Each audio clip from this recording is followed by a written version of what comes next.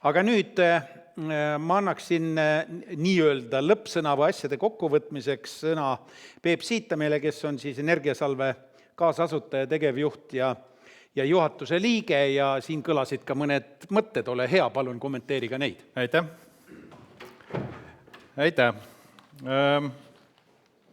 Head kuulajad, 40 aastat tagasi lõid Eesti teadlased põhjamaise kontseptsiooni maa-alusest ökosüsteemist, milles väga erinevad ärid erinevatest sektoritest vastastikku sünergiaid luues olid plaanitud rahvamajanduse suurt kasu looma.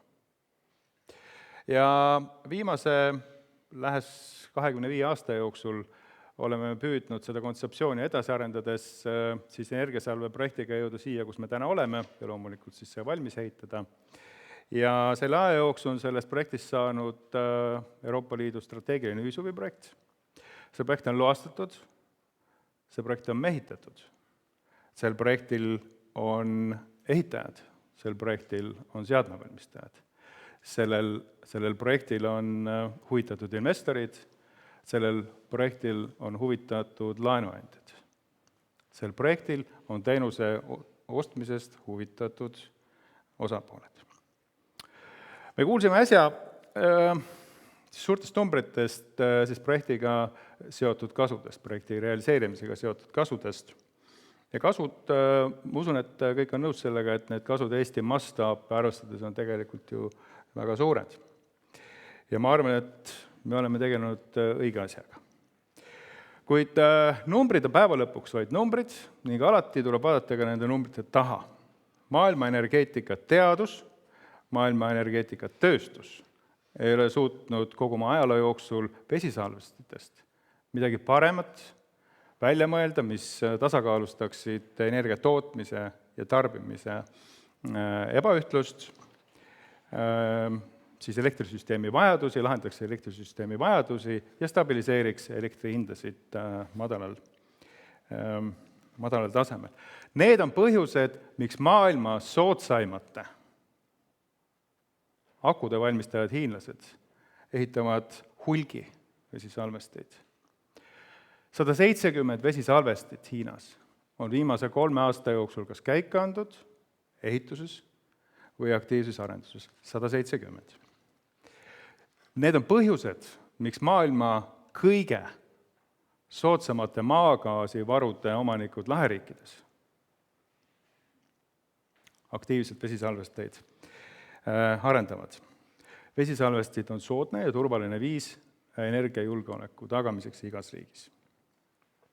Energiasalve projekti kohta on öeldud, et muidu igati äge projekt, aga miks te kurat seda toetust küsite? Ei, Energiasalv ei küsi toetust, Energiasalvel pole toetust vaja. Energiasalv saab olemasoleval turul väga hästi hakkama samamoodi nähtavas tulevikus. Kuid madala muutuvkuluga ja väga pikaajaliste projektide laenuandjad soovivad oma riskide maandamiseks riikide kaasatust, riikide poolt antavaid laenugarantiisid. Ja nüüd on hästi oluline aru saada, et see on kogu maailmas, eranditult, kõigis riikides maailmas. Eesti ei saa mitte mingi valemiga siin olla erand. Ja selleks on 2 põhjust, miks laenuandjad neid garantiisid küsivad. Esiteks sellepärast, et sellised hinda alla toovad olulised projektid on väga vastuvõtlikud poliitikamuudatustele. Ja laenuandjad soovivad alati olla veendunud selles, et riigid on selliste oluliste projektidega ka nende poliitikamuutuste elluviimise ajal. Teiseks, äsja kuulsime, mõjud ühiskonnale on suured. Ja selliste projektide puhul tegelikult kordades suuremad kui investorite kasud. Ja täpselt sama on Paldiski projektiga. Ühiskonna kasud on investori kasudest üle 2 korra suuremad. Need, kes meile kõigile täna räägivad sellest, et riigid ei tohiks sekkuda energeetikavalikute tegemisse või siis energeetika investeeringute esilekutsumisse, tegelikult soovivad kõrgete elektrihindade säilimist ja volatiilsuse säilimist. Ühel lihtsal põhjusel. Sest ilma riikide abita projektid, mis elektri hinda alla toovad ja stabiilseks muudavad, ei saa juhtuda. Ei Eestis, ei kuskil mujal maailmas. Energiasalv, veel kord, ei vaja toetust. Energiasalve laenuandjad vajavad laenugarantiisid. Me oleme siis Kliimaministeeriumiga sõlmitud ühiste kavatsuste lepingu alusel toimetanud heas usus ja teadmises, et me hindame siis ära nii-öelda projekti kasud ja kui need projekti kasud on piisavalt suured, siis Kliimaministeerium viib nii-öelda projekti realiseerimiseks vajalik laenugarantiide küsimuse valitsusele otsustamiseks.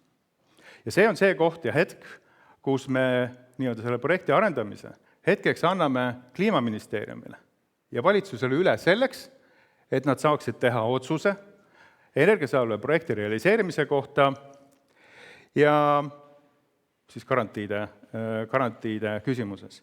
Ja kui kõik läheb hästi ja need garantiid tõepoolest pankadele riigi poolt saab anda, mitte energiasalve, vaid siis pankadele riigi poolt saab antud, siis 2026. aasta lõpus saame alustada energiasalve ehitamisega. Ja loodame, et nii lähebki. Igal juhul täna teid kuulamast ja ma saan aru, et on küsimuste aeg. Aitäh teile! Aitäh! No nii, kuulsite siis, neid garantiisid on vaja laenuandjatele. Pange seda palun tähele ja palun need, kes osalevad diskussioonis, lõpetage palun siis minu arvates see nii-öelda asja olemust natukene moonutavate terminite kasutamine, aga termineid leiutatakse teadupärast kogu aeg. No näete, Trump praegu leiutas ka mingi termini selle hullumaja iseloomustamiseks USA-s, eks ole. Nüüd veel üks kord rõhutaks teile, enne kui annan võimaluse küsimusteks ja siis lühidalt vastamiseks ka nendele, kellel te selle küsimuse esitate, nii et kui te adresseerite, siis öelge kellele. Aga ma veel kord tuletan ka meelde, et tegu on Eesti mastaabis üliolulise ja väga suure projektiga, juhtiva suurusega projektiga, võib nii öelda, eks ole. Me ei tea, võib-olla tuleb veel suuremaid kunagi mingisugustes valdkondades, aga üldiselt meie väikeses riigis on see omaette väärtus. Teiseks on tal väga suur tähendus, millest meil KPMG analüüs väga hästi näitas, nii energeetika kontekstis kui ka laiemalt. Ja kolmandaks, see on ka küps. Ta on valmis selles mõttes, neid ei ole palju projekte, nagu me ka kuulsime juba, mis on nii küpsed, et täna võiks kohe, ta on loastatud ja nii edasi, ta võiks kohe nii-öelda piltlikult öeldes projekti mastaapi ja ajatabelit arvestades sisuliselt kohe käima minna. Kui me nüüd muneme, siis lihtsalt pärast ei söö. Nii lihtne see ongi. Ja maaelu, kes teab ja kes ei ole ainult puuriitasid ladunud, see muidugi saab aru, maal nii-öelda elu tundmise kontekstis saab sellest paroolist eriti hästi aru.